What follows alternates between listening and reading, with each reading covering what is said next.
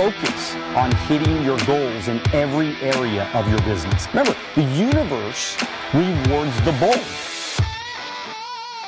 A leader has to take the risks. Welcome to the Wealth on the Beach podcast with Daniel Alonzo. It's episode number 46. So excited to be here with one of the greatest minds in business today. My guest today is Justin Gerow. He's a regional vice president of a top financial services firm. He went from a small town in PA to running one of the top securities businesses in his company. Over $170 million in AUM, which by the way, he's got $150 million in personal assets under management. Justin now earns over $750,000 a year and is on track to break the $1 million mark. Hey man, what does passive residual income mean to you? Because I know you got a lot of it. It's income that it comes in the door whether you're taking a nap or on the beach or whatever. You turn on your phone, you're like, I got paid today, great. How does that feel? I mean, how does it feel? Well, I mean, it's in the beginning when you're hustling in it and you're trying to get that wheel up the hill, it feels okay, but you're just like, God, I got to work so hard for this. And then 15 years in, you're like, I don't have to work so hard for this, and I still have it coming in the door. And the law of compounding, interest and all that. I mean, it's an awesome feeling where, if I had to just shut it down and not work at all, obviously my income would go down because a lot of my business is personal, but it wouldn't go down to zero, which is great. Right. And still have a couple $100,000 coming in the door. Yep. It's kind of a nice feeling to know that if, God forbid, you became, you couldn't work anymore. I mean, something happened to you health-wise, whatever. I mean, it's kind of a nice feeling knowing that at least you would have a couple $100,000 coming in, whether you got out of bed or not. Somebody could help to manage that if there was a challenge. And so pretty good feeling. Hey, Justin, man, hey, thanks for getting on with me today. This is going to be fun. I admire you. We spent some time in Philadelphia a couple weeks ago, and I really admire you a lot in your focus and your ability to build a strong residual income stream. And you have lots and lots of streams now with agents and, of course, hundreds, if not thousands of clients at this point. Before we get into all that, tell me a little bit about your childhood, man. I mean, how did it all begin for Justin? Well, it wasn't that pretty. Daniel, it's my whole family's from Cleveland, Ohio. Both my parents came from average to low income households. I was born in PA, but my whole family, we moved to Cleveland right after that. And then we moved to Florida. And, we were so broke, we couldn't afford a U-Haul to move from Ohio to Florida. So my dad got an old school bus, renovated it, made it into like a camper. And we lived in a school bus for 3 months of my life. And if you're a kid, you're like, this is the most awesome thing I've ever experienced in my life. I'm living in a school bus. And we lived in a campground for 3 months until we found 5 acres. My mom was a homemaker most of her life. My dad, he was a straight DF student in high school, construction, did every odd job known to man.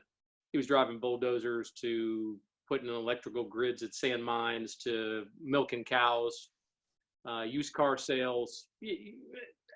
My dad probably had 100 jobs when I was growing up. And they always taught us, please don't turn out like us.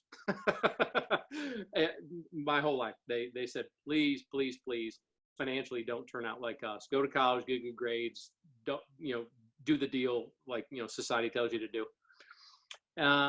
Then spent 5 years on a farm, self-sustaining. We grew our own food. My parents were kind of late 60s, early 70s, kind of hippies. I grew up chopping heads off chickens and plucking feathers and milking cows and planting gardens and eating granola and driving a Subaru, if you get my drift. Uh-huh. We were those people. And then moved to South Carolina, lived at a fish camp, 10 by 12 cabin for 3 months, went fishing every day. And my parents were crazy. They were just crazy. I don't, anyway, but my mom put herself through school, later in life. She was 40 when she got her degree. Became an elementary school teacher. My dad did the same after her. And then he became a first grade teacher. And combined, my parents never made more than $55,000 a year combined, ever in their entire lives. Still to this day. My dad unfortunately passed away in a boating accident when I was 18. And so my mom remarried, and he had a comfortable retirement. He was a professor and all that. So that worked out there, but not everybody's, is that fortunate. And that was that. I was a good student. I'll be honest. I was very, very focused academically and athletically in high school. I graduated valedictorian in my high school class, and then went to. I was fortunate enough to go to Duke University up in North Carolina, a better higher institution here in the U.S. and majored in economics, and had no freaking clue what I wanted to do in life. Woohoo! Get a job, get an expensive degree, and don't even have a clue.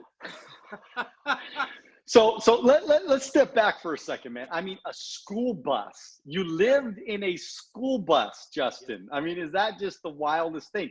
And so when you think about, and your dad reminded me a lot about my, pop, my real dad. I mean, he used car sales, construction, janitor. I mean, every job that you could imagine growing up. And so is that really what drove you though? I mean, to academically, I mean, come on, valedictorian, dude. I mean, that's pretty big deal, man. I was born, I came out and I said, boy, I'm ready to conquer the world, and I'll compete against anybody. I've always been hyper driven, not just driven, hyper competitive. Anything I do, I just want to, I'll beat you, man. I don't know. Did you play sports growing up? Did you play any sports growing up? Yeah, I played basketball, played cross country, track in high school. Was cross country and track, and did okay. I was middle of the pack, nothing special. I wasn't that athletically gifted by any means, but I tried hard. I liked it. I liked the team environment and all that. But I had to work hard for it. It didn't come easy by any means.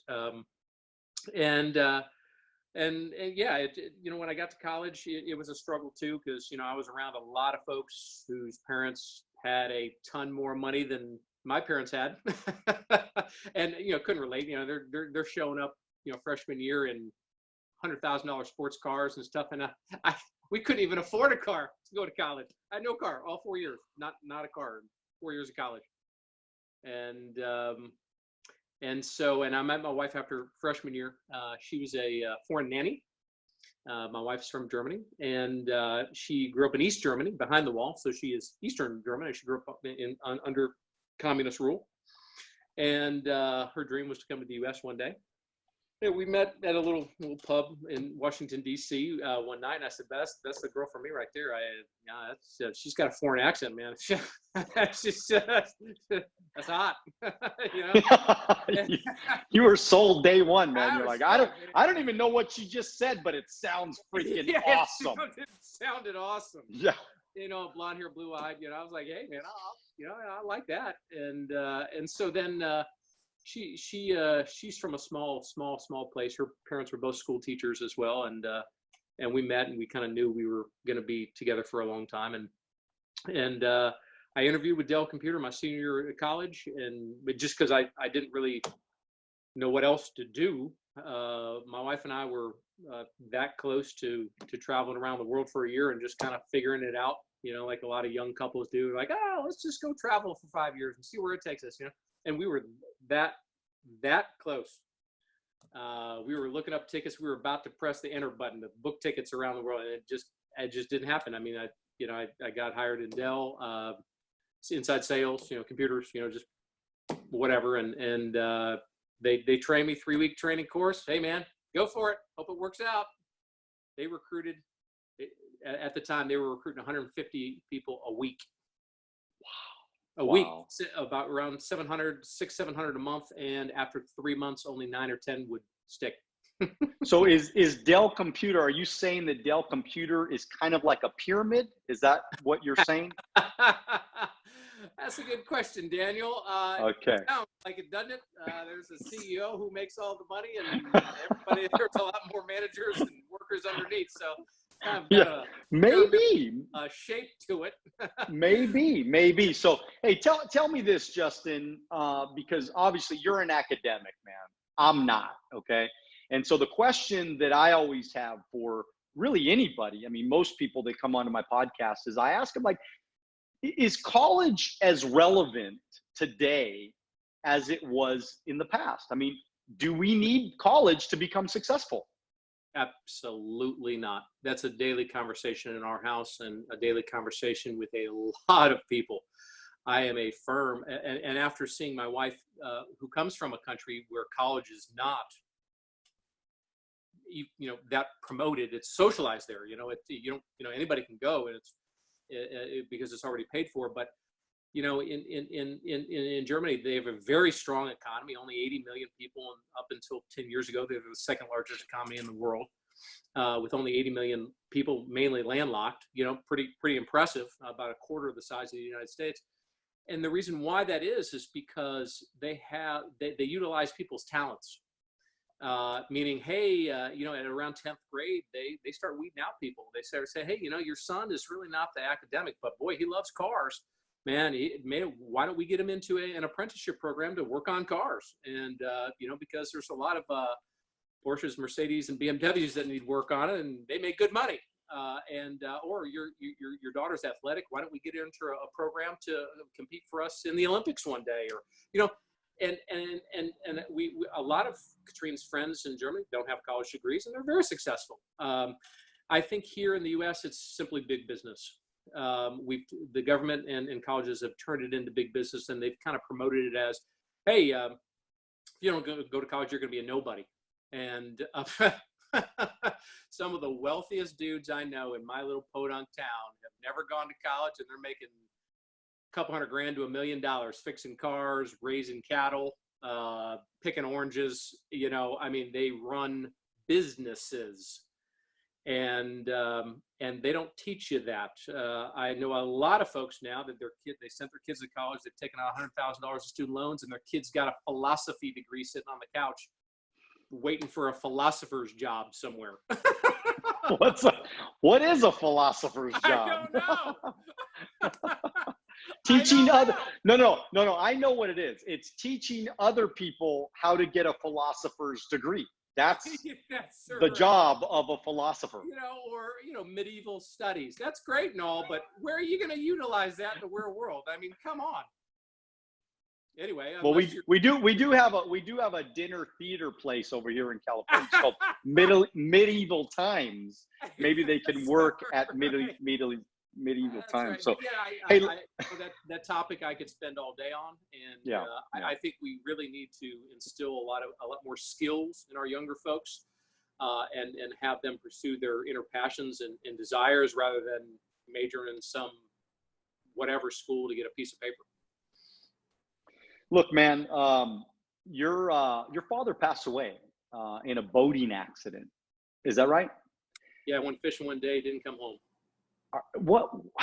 How did you were a young guy, right? I mean, you weren't even out of high school yet, right? I mean, I graduated in 96, so that tells you my age right there. I'll be 42 this year. I graduated in June 1st.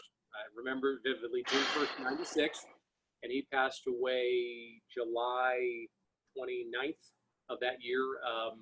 He got me a job. He used to work at Sears, selling appliances, and he got me a job part-time in the Sears auto shop, tires and batteries. I know how to install a tire like you wouldn't believe. I could do that deal in like 2 minutes.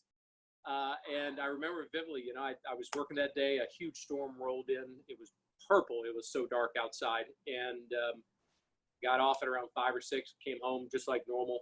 I mean, I was a month away from going to college, just kind of getting summer money. And my mom said, hey, Dad took out the boat that morning, and Coast Guard called, and they said they found the boat, but they didn't find him.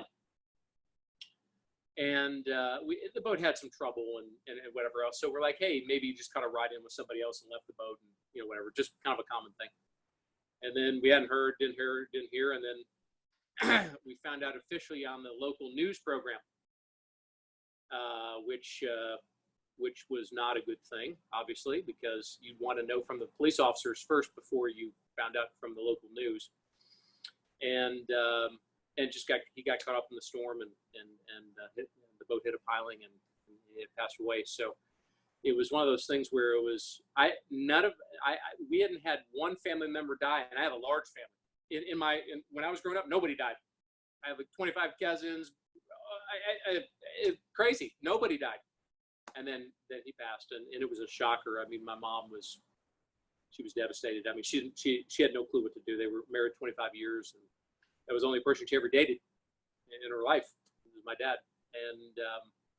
And it just threw everybody into a shock. I mean, something like that. I mean, it took me a good 10 years to get over, really a good 10 years to really process that, and through counseling and different things like that, just to get over that, because that's a tough deal. Anytime somebody loses a parent, it rocks your world, man. It's just not supposed to happen. I mean, you know, it's just not supposed to happen, especially when you're in high school, you know, at that age. You know, it's just not supposed to happen. And so, I mean, how did you get through that, man? I mean, how did you deal with that? How did you get through it? When you're 18, you think you run the world and you're bulletproof, and you know, sure, you know, it was one cry fast after another. But after a while, you're like, hey, I'm done with this. I get over it. You know, I'm going to deal with this, and blah, blah, blah. But, you know, I could tell for years that I wasn't over it. And, you know, even thoughts of him or whatever bring up, you know, emotions and stuff like that. And, you know, anybody who's lost a parent can attest to that. And all the what ifs, that's the first stage of what if he didn't go out that morning? Or what if I went with him, you know, or, you know, whatever. You know, he'd be around today. But, you know, I think, I'm not the most religious of people, but I would say that everything happens for a good reason. And after 20 years, I think I know that there was a good reason for it. I know there was, because there ain't no way I would have ever met my wife, gone to primary. I would have never gone that. And the reason why I met my wife is because my dad's brother, came up to see me, and he said, hey man, let's go out to a bar. I wouldn't have gone out with him. I would have never met my wife, you know, and, wow. and done all that. And so I think he was our, it's almost one of those people that he had to take one for the team to let all of us become better, you know? Right. Which it was almost like a sacrifice. But I hate to say it that way, but you know, now that I look back and kind of justify, I'm like, you know what? I'll see him again one day, you know? Yeah. Well, look, man, I mean, I can't even imagine, you know, I sympathize with you, because I mean, I can't even imagine, you know, going through something like that. And I mean, but for you to get through it and then later on be able to reflect and say, look, man, I mean, it's something that happened, and, you know, everything happens for a reason. And for you to get through something like that is a testament to your character and who you are. You know, every experience I've ever been through in my life, I kind of realize now why I've had that. Because when I sit down with a client who's lost a dad or a mom, I'm like, bro, I know where you're coming from, man. I know exactly how you feel. Or, you know, something happens with this, you know, all those experiences mold you, and they shape you, and they make you who you become long term. So when you, in the world of relationships, which any business really is a relationship business, it helps you, you know, slap some mortar between the bricks with people, especially that have gone through the same experience. It just connects you. There's a bond, there's a connection. Yeah. Hey, Justin, you got into business, man. You got recruited into a business that said, hey man, you could make your dreams come true. And you're this academic, right? One of the smartest guys that you know. And you're thinking, all right, what is this? Is this real? I mean, are you an analyzer? I mean, I got to imagine you analyze things pretty No, good. But no, like, did you say yes right away? Were you an easy recruit? Were you a hard recruit? no, I was an easy recruit. You were. You were. Yeah. Okay. I'm not. You know, I'm not a huge analyzer. You know, when people think, you know, hey, you major in economics and all, you know, when I see a balance sheet of something, I just, you know, nod off. I'm just like, there's way too many numbers on this table, on this page. You know, I'm more of the interaction person, if you want to call me the front man in a sense. You know, that's, you know, CPAs and those type of folks, those are analytics. And I give them a lot of respect because there's no way I could do something like that. That would just put me to sleep every day. You know, I got to be out and about, meeting people, greeting people, having a good time, you know, because that's what people really want is a relationship. And, and you know, how I got started was I was talking to my buddy Corey on the sales floor. And he was a salesman with me. We met each other at the, on a sales floor at Dell, and we were making more money than we thought we were going to make. And I said, "Hey, man, you know where to invest money?" He goes, "No, man, I don't know." I said, "I don't know either." You know, I majored in economics. Isn't that crazy? And because they don't teach any real world stuff, they just teach academic crap. Theory, right. And so, and I said, well, hey man, if you find somebody to help me out, you let me know. And so, and he talked to a roommate who talked to somebody who knew Frank Firestone, who's my upline now, who's directing Mike Landrum. And he called me one day and he said, hey, I'd love to get together. He came over, he went over what a Roth IRA was, what investments were, and how the 401k worked at the workplace and everything. I'm like, wow, they should have taught me this in junior high. This is craziness. I don't know why I don't know this. This is life-changing. I mean, you know, I've always, when I was growing up, I always wanted to be wealthy because we were so dead broke. And I was so sick and tired of being dead broke. And I apologize. The phone. And so, you know, when he showed me that, I'm like, this is it. This is the opportunity that has been waiting for me my entire life. Because it wasn't going to be in athletics. It wasn't really going to be in academics. I didn't want to be a CEO of a company because, you know, you have no life at that point. I wanted to, you know, build, you know, have a type of business somehow, I don't know. I wanted to build some, make money, get wealthy and call it a day. You know, I mean, come on. And Frank said, hey, you can do this one day. And I said, yeah, it's absolutely. Let's do this. And I had the slowest start ever. You know, it took me 4 months to get a license. You know, I didn't pay any attention. I was so busy with my job. Another 5 months later, I failed my securities test twice before passing on the third time. First year full time making 17 grand. I was a dud, man. I just didn't know what the heck I was doing. I had no clue. You know, because you have to learn the relationship business and the patient's business and the referral business and the this business and the that business, and just putting it all together, you know, for a 23-year-old is tough, especially when you're newly married or about to get married and you're just trying to figure it out. And so what was that turning point for you where you had this, you know, whatever light bulb moment that said, okay, I need to step it up or I need to work harder? You didn't have that. You know, after we went regional vice president, meaning promoted to broker, which took us about 3 years, a little over 3 years. We said, you know what, we got to make a fresh start. We got to start doing something different. We got to grow up, mature up, and just try something new. And we moved from Texas back to my hometown in Florida. I come from a small place in nowhere, Punta Gorda. And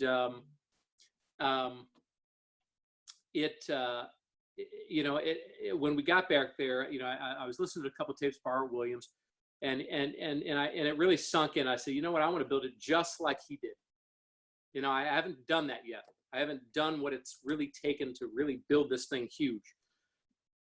I'm going to start doing that the right way, how he did it. Referral, warm market, just 10 appointments, 15 appointments a week. I just got to do what it takes. And And I started doing that slowly. And May of 2005, our income was awful, 25,000 rolling 12, 26,000 rolling 12. And 13 months later, it was at $250,000. And it's never been below that. Wow. And the reason was just a lot of effort and work and refinement and getting the system down and finally having that mature to the point where you're like, oh, I get it now. I understand this now. I mean, you just have that light bulb where you're just like, aha, this is what it's supposed to feel like to work hard every single day and have the results show up in the right market. So that was our turning point, is when we moved back to my hometown and started really getting mentored by some of the best in the business, like Art and some others that really did a lot better than we did.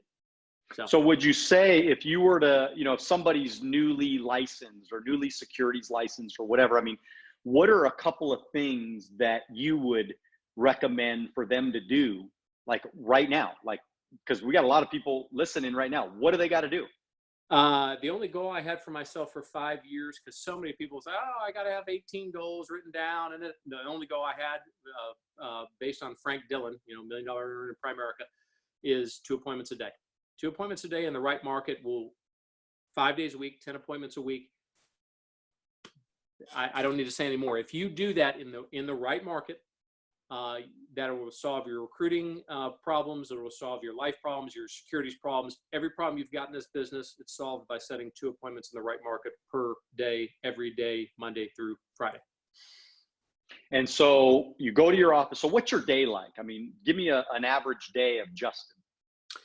Get to the office I get up around 6:30, do a little exercise and eat breakfast with the family, get ready. I'm at the office by 7:45, 8:15, right around that range. I catch up on the local newspaper. I read every morning. I write out goals and attestations. Just kind of, bring that, fresh into memory, every single day. And by about 8:40-ish, I call that from about 9 to noon. It's kicking butt and taking names. What does that mean? I don't know what it means, but it's kicking butt and taking names. So what?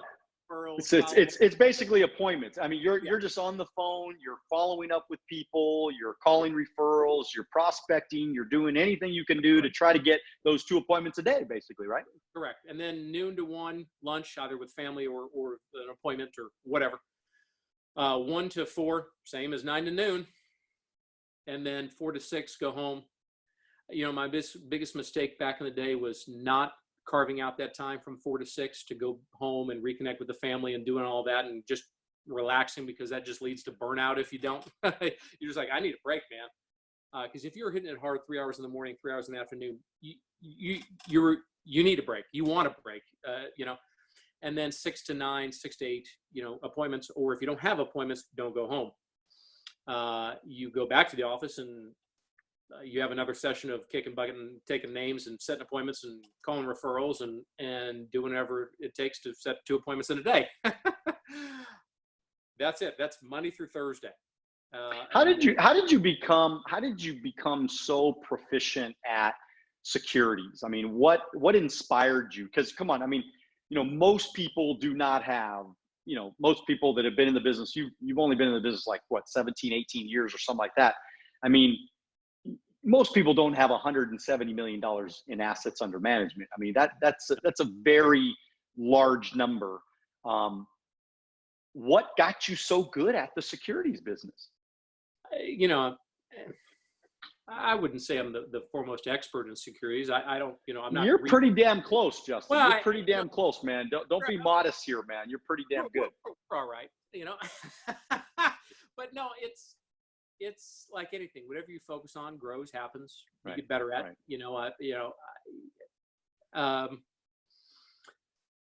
It's the focus we have. We focus on that, and it grows because of that. Nothing more. If I focused on recruiting all day long, I'd have 10 personal recruits a month. Right. And I'd be great at recruiting. And then you'd be calling me, man, Justin, why are you so great at recruiting? Because I focus on it all day long. So the question I have for you, Justin, is there ever going to be a moment for you? Do you think, I mean, because you're still a young man, is there ever going to be a moment that you're going to say, I'm going to become a great recruiter? Is that ever Well, going to happen for you? that's a good question. And the reason why we've gravitated more towards securities is this: our family situation. My Right. wife's parents are still in Germany, and her brother is in Thailand with his wife. And that's a non-negotiable when it comes to travel. We see them twice a year in Germany. So I live a month a year in Germany. And we go 2 weeks in the summer, 2 weeks at Christmas. And when we got back to Florida, new RVP, we were recruiting, we were doing life. I was the #1 life producer in all of Primerica from 2005 to the end of 2006. Why? Just appointments. People don't remember that, but that was me, even though we're huge securities now. It's just, but then we found out that, when you go on vacation, your team goes on vacation too. A lot of the times, and you get back, you're like, where did all the mojo go? And then you have to start over again, and then you go on vacation again. And I'm like, oh. And then after a while, it got to the point where I'm sitting there going, you know what, is this my true calling? Is this what I really want to do? Is this where my passion lies? And after a couple of years of kind of a gut wrenching kind of back and forth, I say, you know what, this is not where I need to be. My strengths are in the securities, the relationship building, the client end of things, not necessarily in the recruiting end of things. And so when I recruit, I recruit, and those people stick around forever because I'm locked on to them for ever. I don't let them go, And so your question of mega recruiter, probably not. And it's never really been a desire of my wife and I's. It really hasn't. Because because of that decision, we said, hey, you know what? We still want residual income. So where can that come from? Securities. That's it. Good for you, Justin. And I just want to let everybody know that I am impressed by that because, number one, you decided what you wanted. And the reason why I titled this podcast Wealth on the Beach podcast is because everybody wants their wealth on the beach, whether it be the beach or whether it be Germany, whether it be in the mountains, whether it be, sitting on the couch reading a good book. It doesn't matter. Your wealth on the beach is your wealth on the beach, Justin. And somebody else wants to be the #1 recruiter in the world. God bless them. Let them do it. But if your motivation is over here and you have a game plan and a strategy to get you to where you want to go, look, we only got one life on this earth, man. We might as well live it the way we want to live it and live it to the fullest and best that we possibly can live it. And I think that you are, Justin, you're living your wealth on the beach right now, man. I mean, you get to travel. Come on. How many people travel for a month a year? I mean, how many people leave for a month and come back and their income stays just about the same as it was when they left? And so God bless you for that. I think that's pretty powerful, man. Some people say, Justin, don't invest in the stock market. It's scary. It's risky. What do you tell those people? I tell them the biggest risk is taking no risk. The world is filled with risk. You'll never get away from it. Sorry, you're on planet Earth.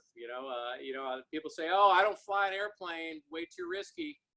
You're like 10,000 times more likely to die in a car accident than an airplane. So, that's it. When it comes to that, it's most people, and I explain it like this: most people are afraid of something because they're ignorant of the topic. Ignorance breeds fear, nothing more. If you don't know about a certain country, you're fearful of it. You're like, I don't know, it sounds a little scary to me over there in Europe.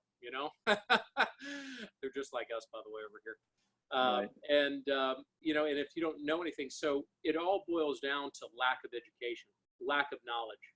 And so when someone says, "Hey, man, I don't like that stock market thing, way too risky for me," first thing I say is, "Well, have you learned anything about it?" Well, no. I mean, I've heard from my uncle. It's always that same story of I've heard from my uncle or my brother-in-law. The worst person ever to take advice from is always your brother-in-law, because he knows everything apparently.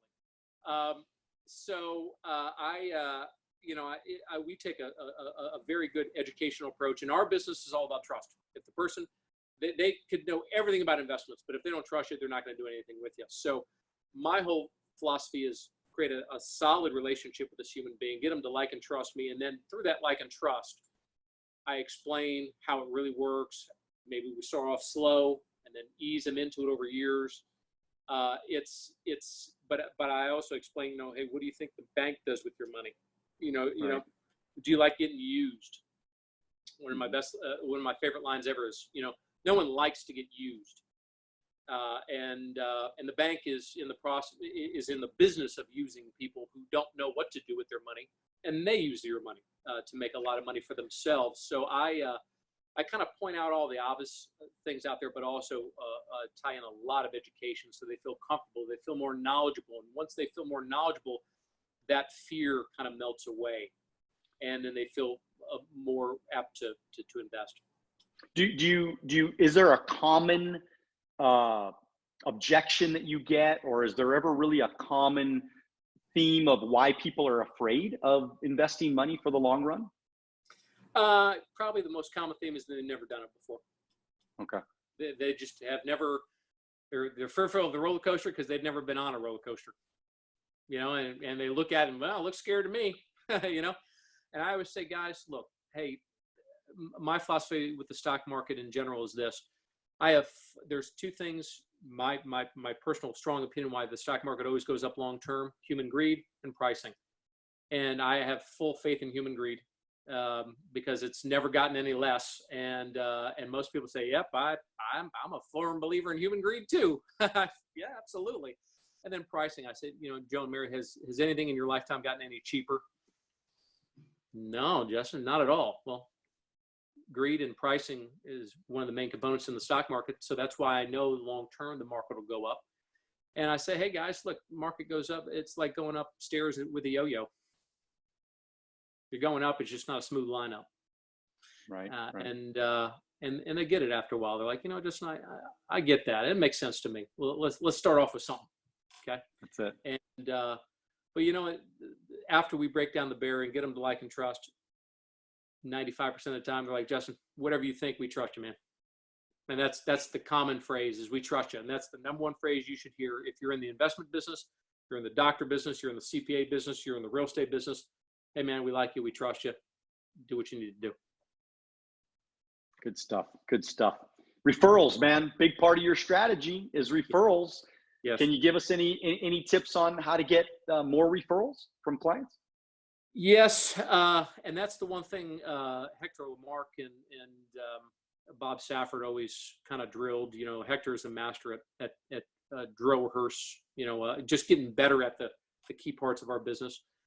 And I was not trained at all in referrals. I was lousy getting referrals my first 3-4 years in the business, and then I heard Bob Safford say, if you don't train your people how to get referrals, you train them how to go out of business real quick.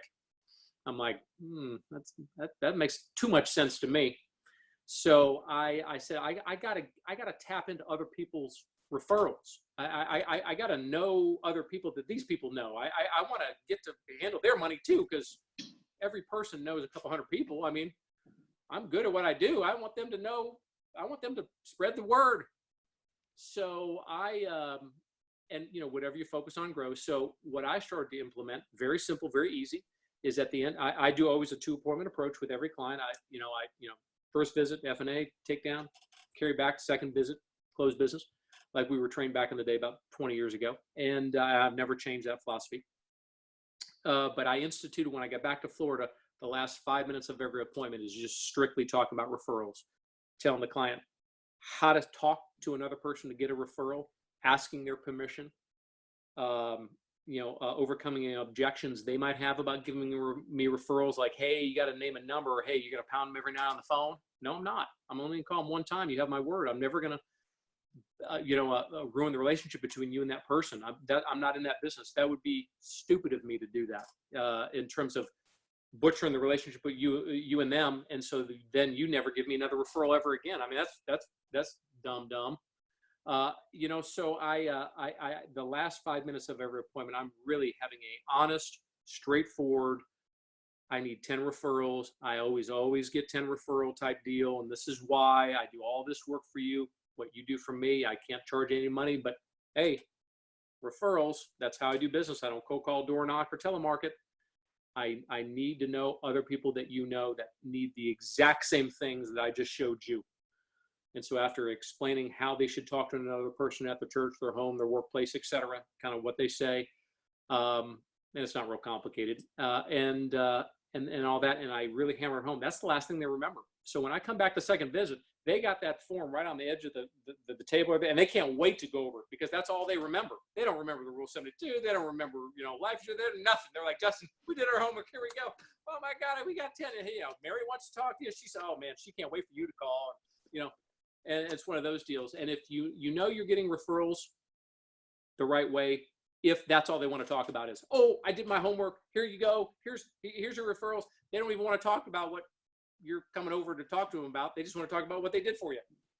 And that's the key is spending a lot of time. Here's what most people do in Primerica. Hey, if you know anybody that needs help in insurance investments, let me know. 5-second deal and they're out the door. And I used to do crazy. That was me for years.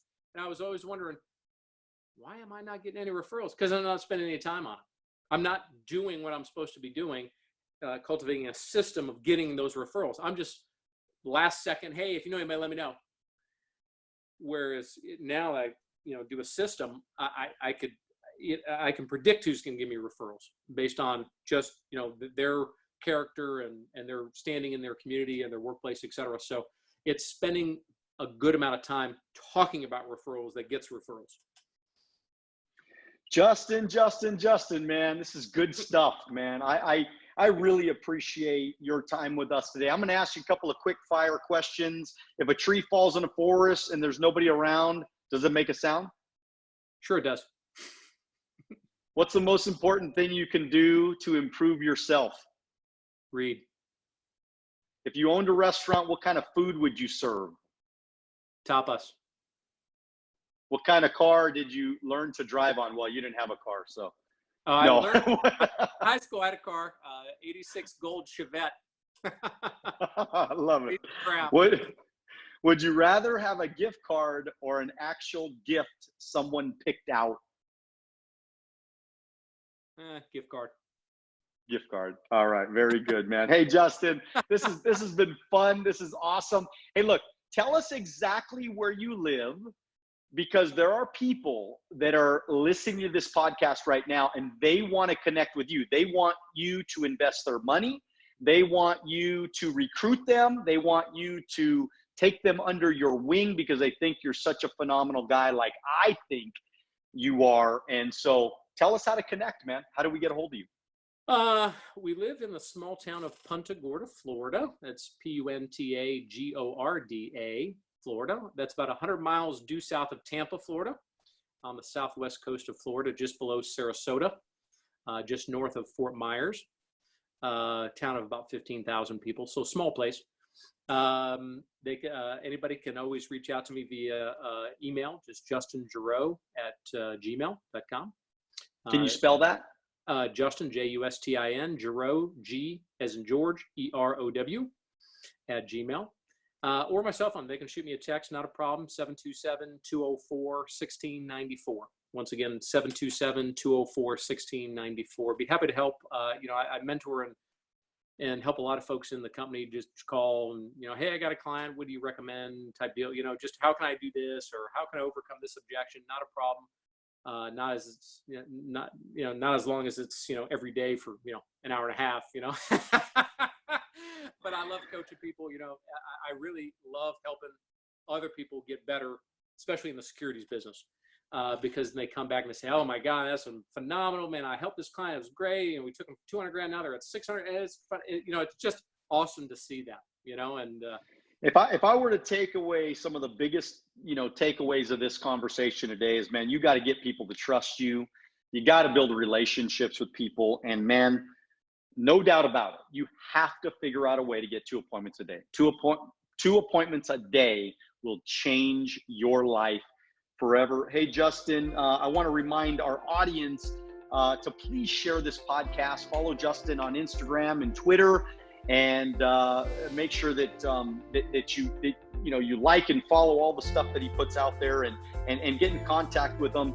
maybe send him a little text and thank him for all this incredible knowledge that he gave us today. Just want to remind everybody, we're still signing up people every day for our Wealth on the Beach Club. It's 1 hour with me every single week, lessons and Q&A. Check out all the details on alonzoacademy.com. And as always, subscribe to my YouTube channel, lots and lots of free content. Don't ever forget that you must dream bigger, but make sure that you do it now. God bless you. We'll see you at the top. Thanks, Justin. Appreciate you, buddy. Thanks, Daniel.